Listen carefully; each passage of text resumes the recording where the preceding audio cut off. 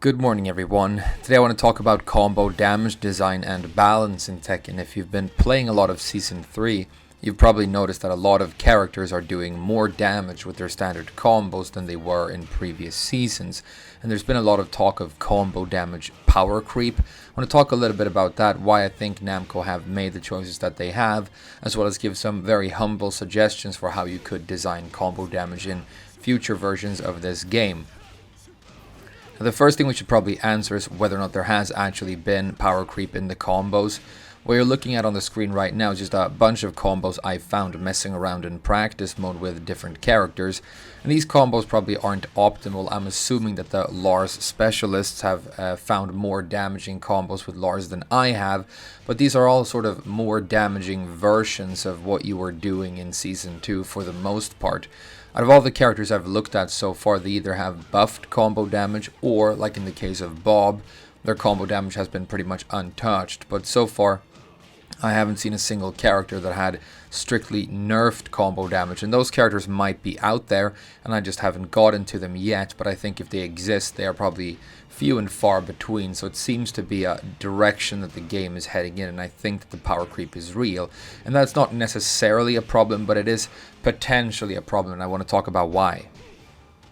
I want to emphasize, by the way, that I'm talking about standard combos here. It's not these obscure and specific situations. You know, you hit Lucky Chloe on her left butt cheek with your rage drive on the floor break stage on a rainy and surprisingly mild Thursday in January, and then you can get 120 damage. These are like your 15 and 16 frame standard launchers that you use for punishment, the launchers that make up for a majority of the combos that we see in Tekken. Now you might say, if this change is happening pretty much across the entire roster, then it shouldn't be a problem, because doesn't that mean that the change is balanced, you know, if everybody's benefiting? And I don't think it's quite that simple, and I'm going to explain why. It's for a very obvious reason, but the reason is kind of so obvious that it becomes a little bit deceptive, and it's this. In Tekken we have finite life bars, and I know, right, because of course we do. If we didn't, then you could never KO the opponent, but it actually has a huge impact on what kind of combo damage you want to have in your fighting game. So I'm going to illustrate what I mean with a couple of examples. The first example I want to bring up is the combo damage design of a character like Geese. At least in previous seasons. I don't know if much has changed with him in Season 3, I haven't looked into it yet, but it's pretty obvious what the thinking seems to have been when they constructed the combos for this character, because if he launches you in the middle of the stage and he has no access to meter and he has no access to the wall, then his combo damage is actually quite low. It's pretty far below average, but as he gains access to meter or the wall or both, his combo damage scales higher and higher and higher, and it can go from, you know, quite far above average to straight up death combos with the right conditions set up. And so the thinking was probably something like, okay, we have a character that does very low combo damage some of the time and very high combo damage some of the time, and that should probably average out to balanced and fair damage overall. And if you look at some of the statements that Namco have made on the topic of meter burn, it sort of seems to back up this theory of mine. But I just want to poke a hole in that kind of thinking with a little bit of a thought experiment. And this is hugely simplified. These are not the real numbers in the game. But just say, for example, that you're in Tekken and the life bar is 100 points. You know, you have 100 health points in your life bar. And then the average character does an average of 75 damage with a combo, and then you have the Geese in this example, you know, the character who does low damage sometime and high damage sometime, and that character does 50 damage with half of his combos and 100 damage with half of his combos, right? That is something that is going to average out to the exact same average combo damage for both characters. If you have an infinite life bar and you're just taking turns, you know, comboing one another in a vacuum, you're both going to have an average combo damage of 75. But if you take those characters and you put them into an environment where you have finite life bars, it's dramatically different, because first of all, the character who does 75 damage with every combo needs to launch the opponent twice to kill them, but the other character, the character who does 50 some of the time, can kill the opponent with 2 of those low damage combos. But if he can conserve and gain access to a 100 damage combo, then he can end a single round with a single launch. And it's also true that the character who does 75 combo damage all of the time, if we're looking at this scenario where you launch the opponent twice, and I obviously know that it's not the case that all the damage in the game comes from combos, but for the sake of the example, on their second combo, they only deal 25 damage and a potential 50 damage gets lost, because once they hit 100, then the round is over because they've killed the opponents.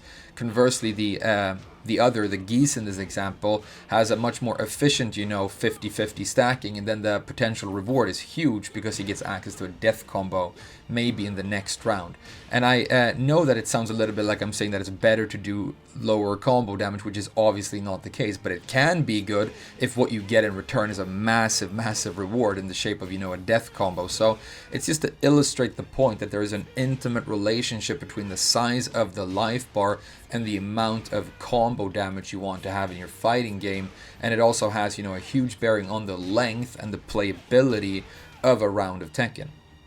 The second example I want to bring up is a comparison to older versions of Tekken, and this is something that you've heard if you've been part of this conversation on power creep and combos, because the veteran players are saying, oh, we're going back to the days of Tekken 6 or Tekken Tag 2.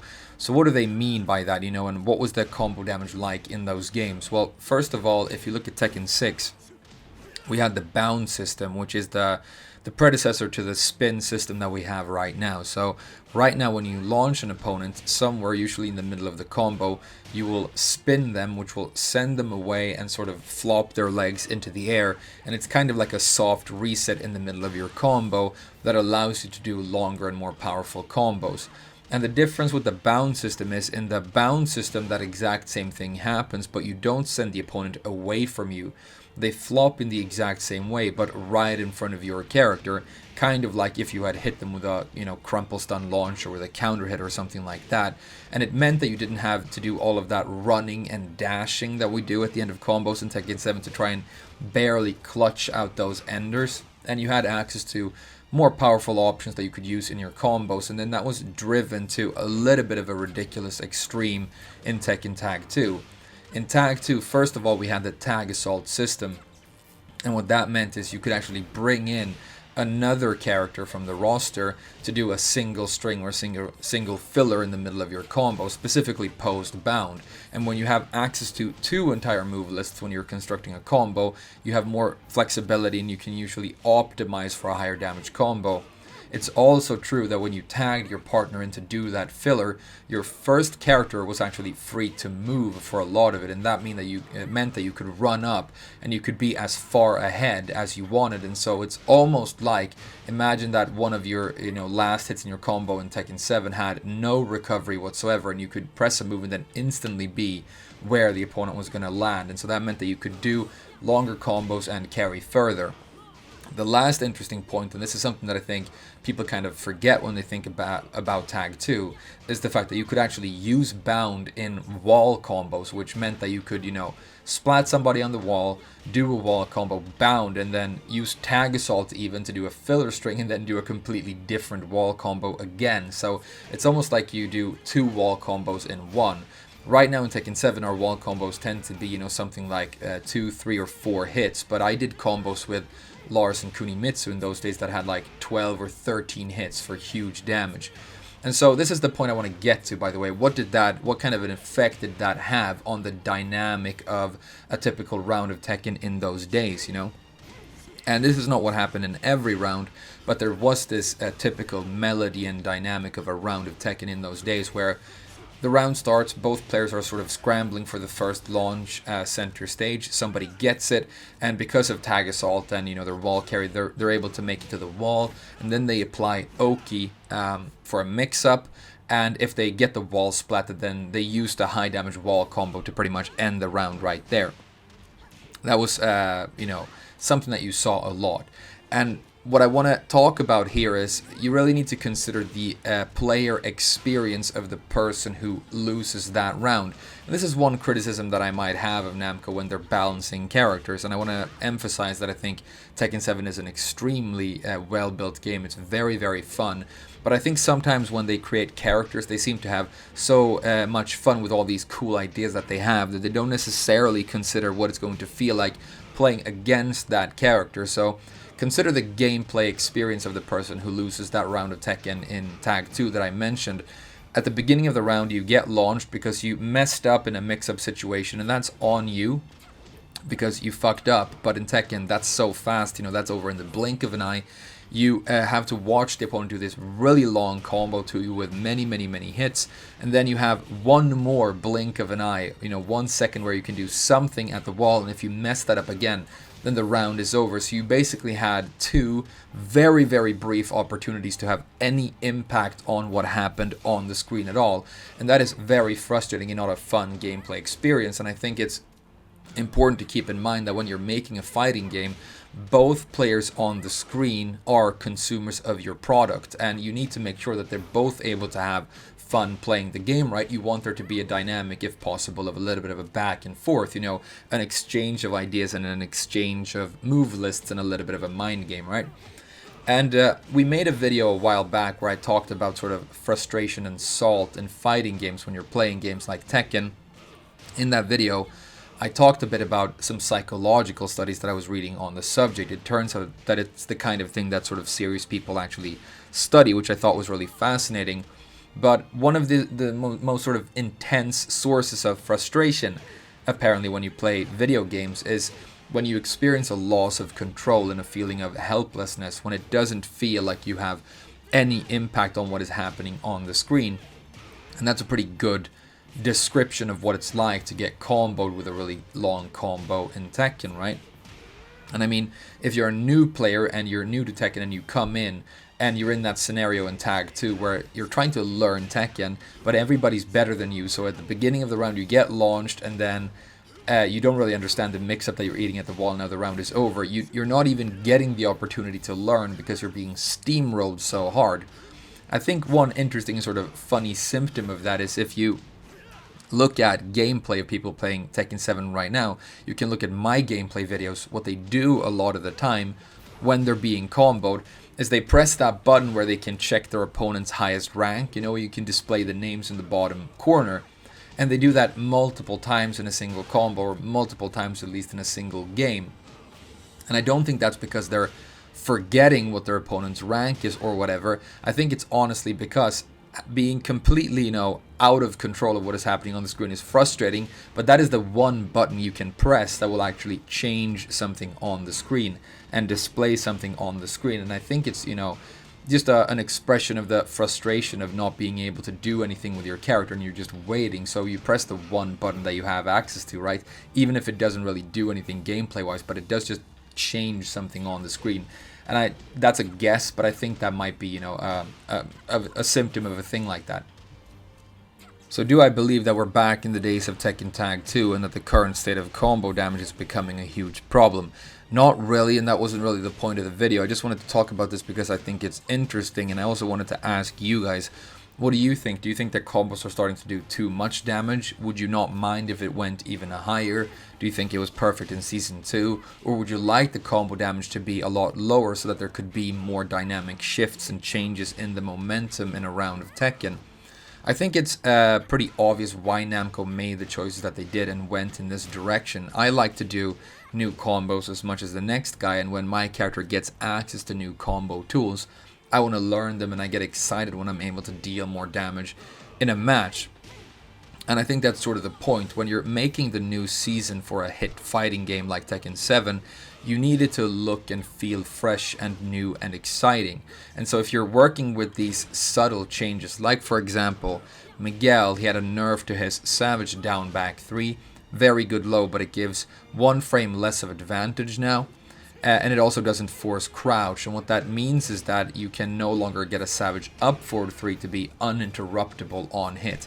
That's pretty huge for the character. It has large implications for how you strategize with Miguel, but it's a subtle change that isn't going to be obvious to you if you're not a Miguel player or you know a lot about his frame data, especially if you consider that the majority of Tekken's audience is the casual audience that don't even delve that deep necessarily into frame data, especially on obscure characters like Miguel. So even though that's an important change, it's not an obvious change. However, if you give the character's new combos, then that is immediately obvious, because the combos and things like rage arts, they're kind of the tits and ass of the game.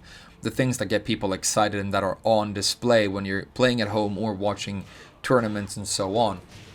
But if you're going to give characters new combos, you kind of have to make them deal more damage, because if they do the same damage that they did before, then you're just going to keep on doing what you're comfortable with. It's also the case that if you're playing against other characters online that you don't use yourself, you are going to notice when they do a completely different combo that you've never seen before, and so it gives you this sense that the game is really changing, right? The other thing you can obviously do to incentivize people to do new combos is improve the conversion capability, specifically in terms of like wall carry. And it's interesting to note that that seems to be the other big direction that they've gone in, because if you look at Lars with his down forward 3-3, Elise's new forward 3-3, Josie's new wall conversion tool, and Jin has another one as well. The other big direction that they've gone in is like Enders with massive amounts of wall carry, right? So I think it's obvious that they want combos to feel exciting, because it's kind of like a cosmetic change to the entire season, and they only crept the combos by a couple of points. But, you know, maybe that's enough to have a huge implication on the gameplay, who knows. In terms of like different directions you could go with the combo damage design, I want to bring up a couple of games that I think did it in an interesting way. The first one is Tekken Revolution, you know, that weird little online game that came out between Tag 2 and 7. What they did in that game is they obviously knew that combo damage was out of hand in Tag 2, so they just removed the bound property, and that's pretty interesting. It's the equivalent of if we were in Tekken 7 right now and they just took out spin. So you couldn't soft reset your combo, and once you launched the opponent and they were in the air, the entire combo would be about maintaining them in the air, and once you couldn't juggle them anymore, then the combo would be over, and that would obviously limit your combo damage. I think the reason that might not be ideal is it becomes kind of difficult to balance when you have a big roster, because some characters are going to be very good at doing that, and some characters aren't. When you're looking at characters like Lars and Katarina, who just keep lunging forward with every move, you know, and they're very good at closing the gap and staying close to the opponent, they would probably not struggle that much in a system like that. But if you're talking about more stationary characters who don't necessarily move forward constantly with stances and stuff like that, you know, it might be difficult, because you would have to give those characters more damage on individual hits to be able to keep up. But then they're sitting on these really high-powered moves when they're not being used in combos, maybe do too much damage, you know, if you just hit with them normally. So it becomes a little bit of a clusterfuck in that sense. Another really cool example is Soul Calibur 6, a game that, you know, I loved, and I would have loved for that game to find a little bit more of a global audience. We could play it more together. But I was surprised by how much I actually liked doing combos in Soul Calibur 6, despite the fact that they're so short. In Soul Calibur, you know, a combo is 2 hits, sometimes it's 3, maybe sometimes it's 4, so it's very short. It's like a half or a third of the combo length of a combo in Tekken. But it was still really fun to learn, it was really fun to practice, and it was really satisfying to hit with. I was playing a lot of Sungmina, and I could launch them, you know, and then I had to do this specific little just frame really clean, and there was a little spark, and if I did that right, I got kind of like a little bound thing, and then I could get a guaranteed follow-up. It was really, really satisfying, and it felt nice, and so I think it's a good example of, you know, your combo doesn't have to be extremely long or extremely powerful to feel complex or to feel rewarding. And so I think an environment in which, you know, Tekken combos are a lot shorter and do less damage could actually be interesting. But then you know, need to start thinking about what implications does that have for the length of a round of Tekken. And I think that's something that the developers really worry about, because they obviously want this game to be fun to watch. They make a lot of money off of stuff like, you know, the Tekken World Tour and the tournament games, and so they want the game to be very watchable, and you don't necessarily want rounds to go on for too long, but you also don't want them to be over in the blink of an eye, right? So there are a lot of different things to consider. I think one interesting direction you could go in with the combos would just be to increase the amount of distance the opponent travels with every subsequent hit, you know? Right now, when you hit an opponent in a combo, they go further and further away with every hit, and if you increase that a little bit, then you would have to, you know, have fewer hits in your combos, and you would have to construct it in a different way, and you would ultimately get less damage. Maybe that could be an interesting way to think about it, but who knows. But those are just a couple of my ideas about this whole thing. I think I would personally, if I had to choose, actually have slightly less combo damage than we have right now. I think when the game came out in the arcades, Tekken 7, you know, when the combos weren't as high as they are right now, before even console release, I actually felt that it was really nicely calibrated, and I probably think that's around the region where maybe I want to be in. But I'm very interested to hear what you guys think about this. I think it's something that you can have a lot of opinions about, and I'm sorry that I ended up rambling a lot in this video. You probably noticed that I didn't have a script for this. I was just thinking about this when I was having my morning coffee, and I wanted to sort of puke a lot of my thoughts out a little bit so that we can have, you know, a discussion about it. But thank you so much for watching this, and I hope it was interesting enough. Definitely let me know what you think, and I'll see you guys again in the next video. But bye bye for now, take care, and see you next time.